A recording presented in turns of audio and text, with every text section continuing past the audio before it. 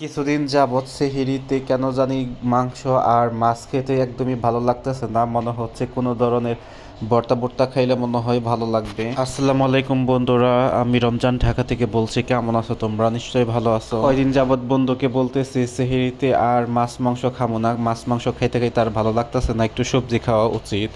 আর বন্ধু বলতেছে আচ্ছা ঠিক আছে, আমারও তো ভালো লাগতেছে না মাছ মাংস খাইতে, তো চল একটু ভর্তা মর্তা বানা। আর এইদিকে ফ্রিজে দেখি ভর্তা বানানোর মতো মাছ নাই, চিন্তা করছি আজকে মাছের ভর্তা বানাবো। এই জন্য বাজারে গেছিলাম, বাজার থেকে মাছ কিনে নিয়ে আসছি। মাছ কিনে এনে বন্ধুকে বললাম একটু ধুয়ে দে। বন্ধু একদম মাছটা সব কিছু ওয়াশ টোয়াশ করে দিল। আর আমি এইদিকে ভর্তার তরকারি ভাত রান্না করার জন্য, মানে সেহেরির রান্না, এটা সেহেরির রান্নার জন্য আমি চলে আসলাম কিচেন রুমে। একটা জিনিস খেয়াল করে দেখবেন, সেহেরিতে কিন্তু মাছ মাংস এগুলো ভালো লাগে না, ভর্তা সবজি এরকম টাইপের খাবারই কিন্তু ভালো লাগে। আর মাছ মাংস কিন্তু প্রথম রাতে খেতে ভালো লাগে, ডিনারে খেতে ভালো লাগে, কিন্তু শেষ রাতে সেহেরিতে খেতে ভালো লাগবে না।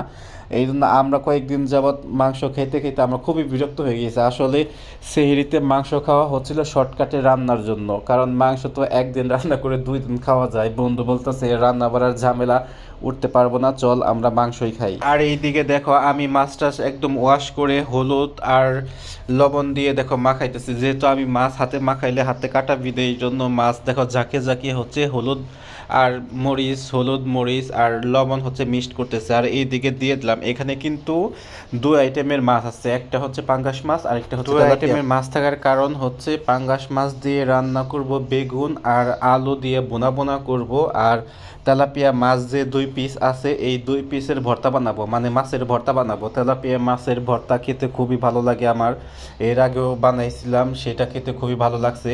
মানে তেলাপিয়া মাছ ভালো করে সিদ্ধ করে তারপরে কাঁচা পেঁয়াজ আর শুকনা মরিচ দিয়ে হাতে বেটে যদি, মানে হাতে পিষে যদি ভর্তা বানানো যায়, আর সাথে যদি একটু হচ্ছে খাঁটি একদম সরিষা তেল থাকে, তাহলে অনেক মজা লাগে গরম ভাতের সাথে। তোমরা যারা খাওনি তারা অবশ্যই একটু ট্রাই করে দেখো। বাসায় আম্মা বানাইতো, অবশ্য এই মাছ দিয়ে বানাইতো না, আম্মা বানাইতো টাকি মাছের ভর্তা বানাইতো, খেতে খুবই মজা লাগতো। অবশ্য শিল পাটায় বেটে তারপর বানাইতো, আর আমাদের বাসায় যেহেতু শিল পাটা নাই, হাতে ডলে ভর্তা বানিয়ে ফেলি। আর এই ভর্তা বানানোটা শিখছি আমি নিজেই শিখছি। একদিন বাসায় বাইরে থেকে আসি, এসে দেখি প্রচুর ক্ষুধা লাগছে, আর বাসায় দেখি যে কোনো ধরনের তরকারি নাই, ভাত ছিল আর ডিমও ছিল না, কিন্তু মাছ ভাজা ছিল। আর মাছ ভাজা খেতে ইচ্ছে করতেছিল না, পরে ভাবলাম যে একটু ভর্তার মতো বানিয়ে তারপরে খাই। পরে দেখলাম যে ভর্তার মতো করে বানাইলাম, মানে আলুর ভর্তার মতো করে, যে কোনো ভর্তার মতো করে বানাইলাম। বানানোর পরে সরিষার তেল দিয়ে দেখলাম অনেক মজা হয়েছিল। তারপরে থেকে মাঝে মাঝে আমি এই রেসিপিটা খাই।